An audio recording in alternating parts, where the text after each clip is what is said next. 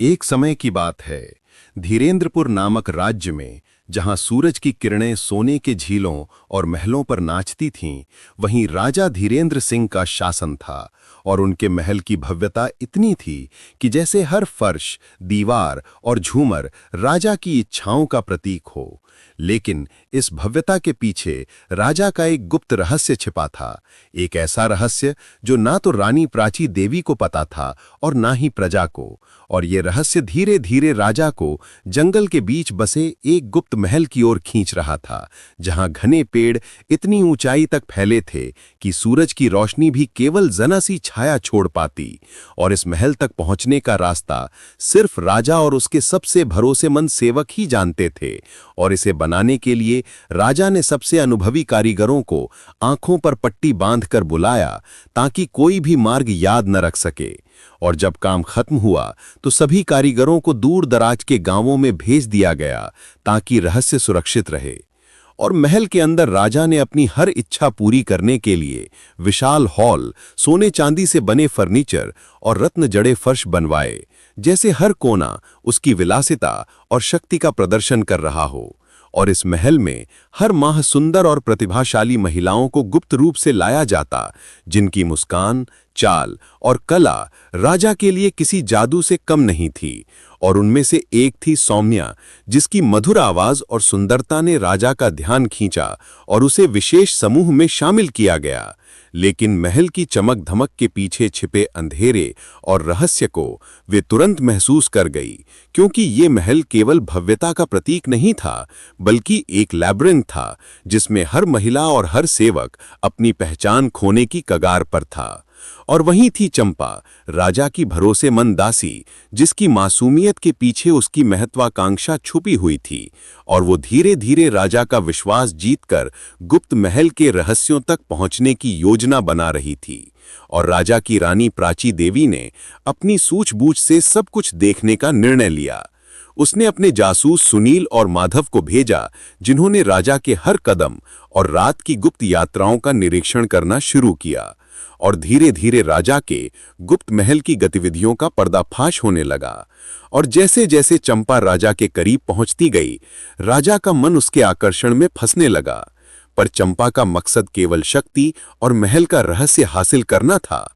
और इसी बीच रानी ने साहस दिखाकर महल तक पहुंचने की योजना बनाई।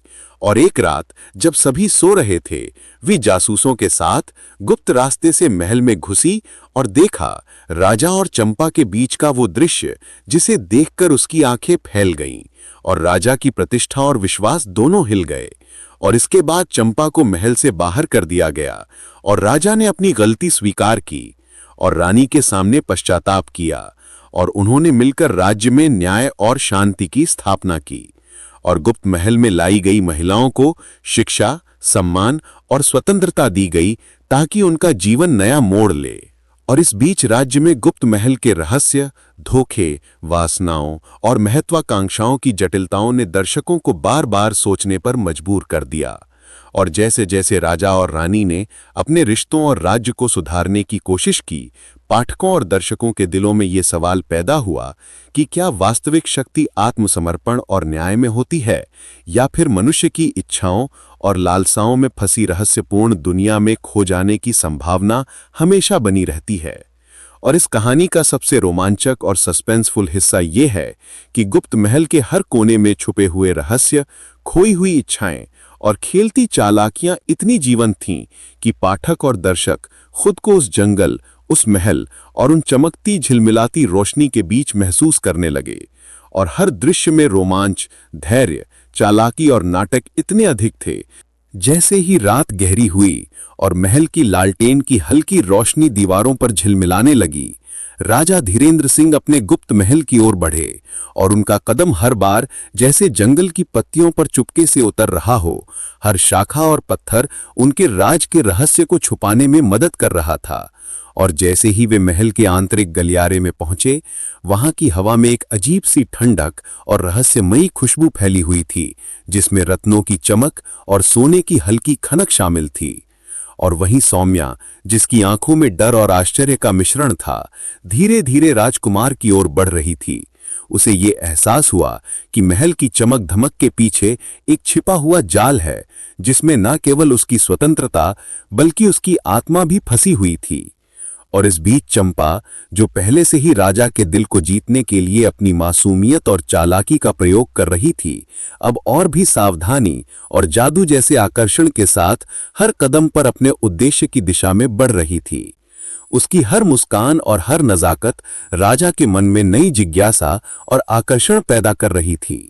लेकिन राजा के दिल में धीरे धीरे एक अनजानी बेचैनी भी बढ़ रही थी, क्योंकि उसे महसूस हुआ कि महल के हर कोने में उसकी इच्छाओं और लालसाओं का प्रतिबिंब उसके सामने खड़ा है।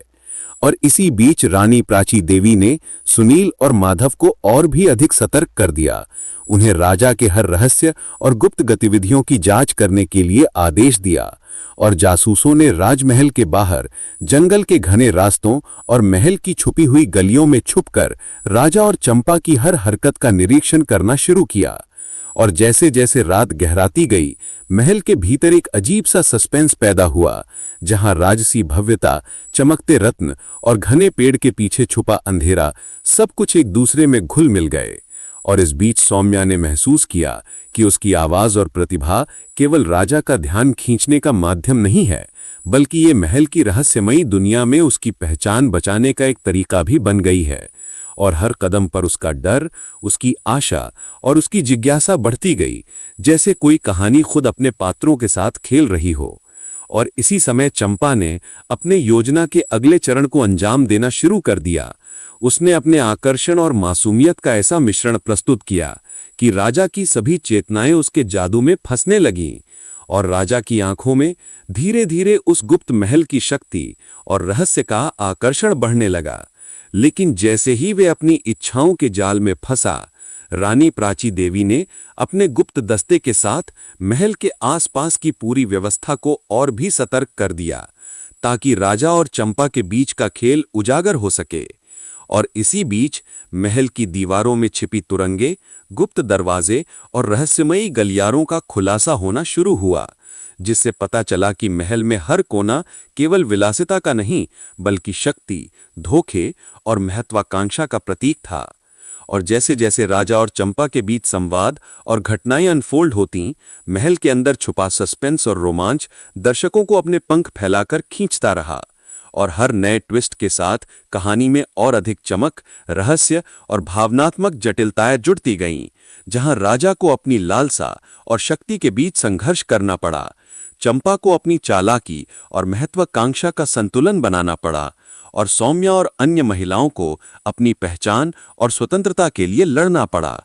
और जैसे जैसे कहानी आगे बढ़ी, जंगल, महल और रत्न जड़े हॉल्स के बीच छिपे रहस्य और खतरनाक चालों ने दर्शकों का ध्यान पूरी तरह से अपनी ओर मोड़ लिया। और हर पात्र की कमजोरियां, इच्छाएं और छिपी हुई चालें सस्पेंस और ड्रामा को इतना बढ़ा रही थीं कि ये कहानी एक कॉन्टिन्यूअस, एंगेजिंग और Cliff hanger field animated saga बन गई, जिसमें न केवल राजा और रानी के रिश्तों की जटिलताएं और पश्चाताप शामिल थे, बल्कि गुप्त महल की रहस्यमयी शक्ति, चंपा की साजिश और सौम्या की मासूमियत और संघर्ष ने स्टोरी को 20 से 25 मिनट की ग्रिपिंग एनिमेटेड नैरेटिव में बदल दिया। और अंततः ये कहानी दर्शकों को ये दिखाती है कि चाहे रहस्य कितना भी गहरा हो, चाहे महत्वाकांक्षा और लालसा कितनी भी तीव्र क्यों न हो, न्याय, विश्वास और साहस की शक्ति हमेशा अंधकार में उजाला फैला सकती है। और यही कहानी का सबसे बड़ा हुक था, जो दर्शकों को अंत तक बांधे रखता और उनके दिलों में सस्पेंस और क्यूरियोसिटी बनाए रखता।